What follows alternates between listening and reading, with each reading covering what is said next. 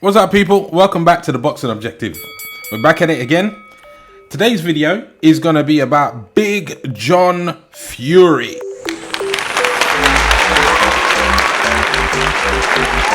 Now, before we get into today's video, I just want to let you guys know that at the 200 subscriber mark, I'll be giving away a whole slew of boxing related prizes. All you got to do to enter into the draw is like, comment, subscribe. Once you've left the comment, I'll have your name to put into the hat and you will automatically be entered into the draw. Best of luck, people, and I'll see you guys at 200 subscribers.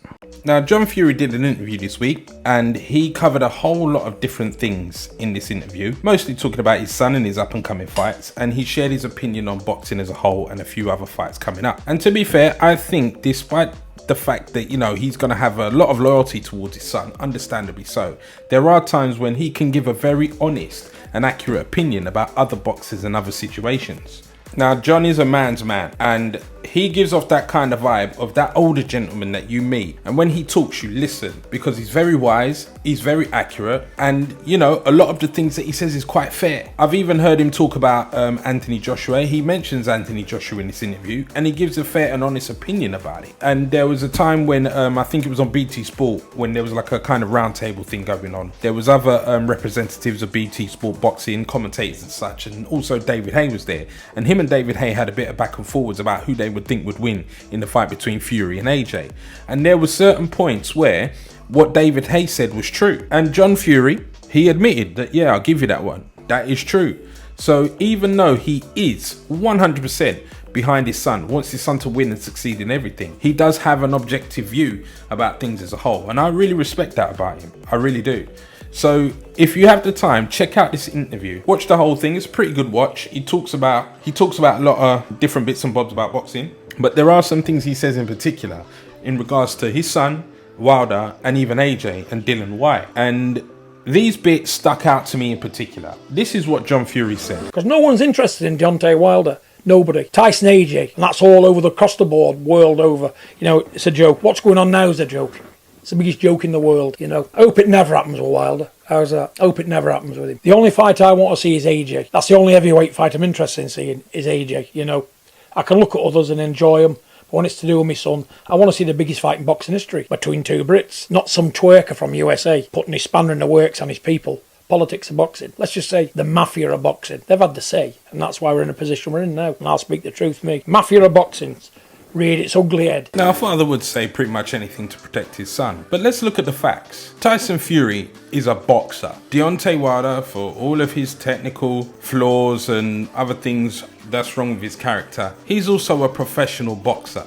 These guys fight for a living, right? And what they want to do, they want to get in that ring and fight. All of this, that, no, don't fight him, no, you do this, oh, that's not enough money. Who's that really coming from half the time? So John blatantly tells us the mafia of boxing, the politics. So if you really put all of that together, I mean, Tyson Fury, yeah, he's lying about the whole COVID thing. 1 minute he's positive, next minute he's not. He's had one shot of the vaccine, he didn't have the other one. And now those days since the 14th that he turned the internet upside down, he's come back as COVID negative, just as I suspected. But all of this, you know, cloak and dagger, this fights on, fights off, fights postponed, it's all to do with the fact that the fight is not selling. And who has a problem with that? Is it Tyson? Maybe he just wants to be paid what he's been promised. Wilder, of course, he wants to be paid too, but I think with Wilder, this is more to him about his personal feelings and maybe overcoming what he experienced in the second fight, the money. But everybody else apart from those two, they're going to be looking at the purse strings, man. They want to make sure this fight takes in as much money as it possibly can, because these guys want to get paid. Yeah, the fighters want to get paid, but who's thinking more about the money? It ain't the guys getting in the ring, that's for sure. And to be honest with you, when I look at everything that's happening, I mean, John Fury talks about the people that surround his son, and it just makes me look at Matchroom and think, you're not hearing things like this about what Eddie Hearn is doing over there. There's not all of this, you know, up and down controversy trying to get this fight done. It seems as if as soon as Matchroom is trying to involve one of the other big three, you know, problems start to occur naturally because of the politics. But maybe it's not always from Matchroom's side. I mean, they probably take their fair share of the blame, but within Matchroom, you don't hear these kinds of things. There's nobody disputing their pay.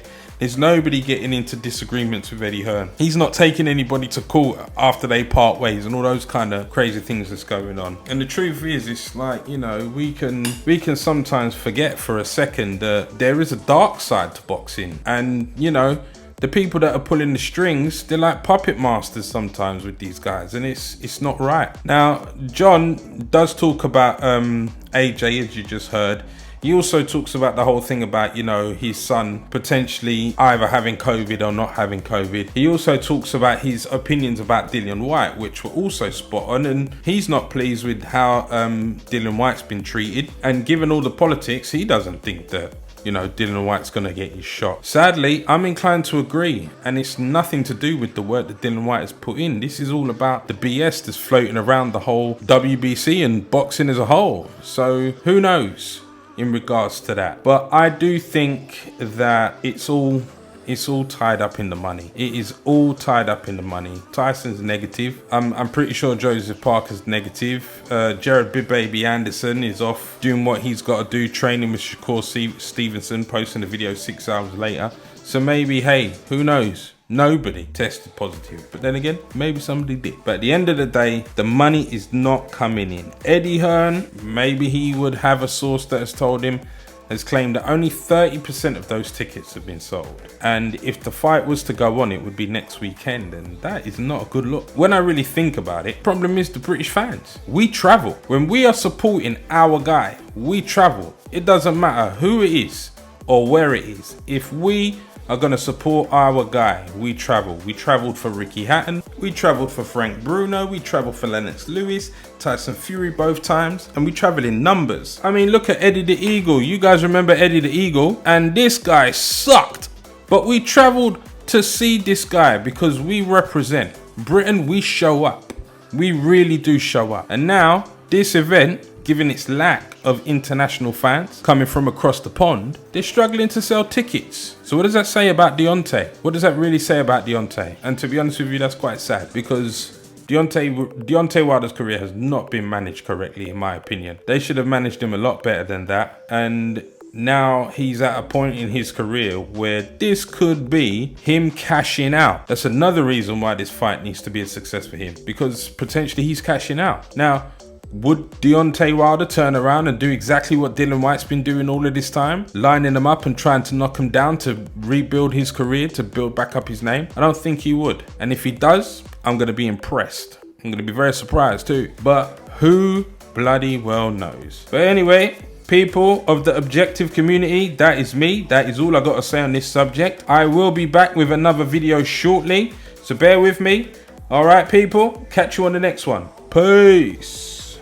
Twerk Squad. Nasty bitch.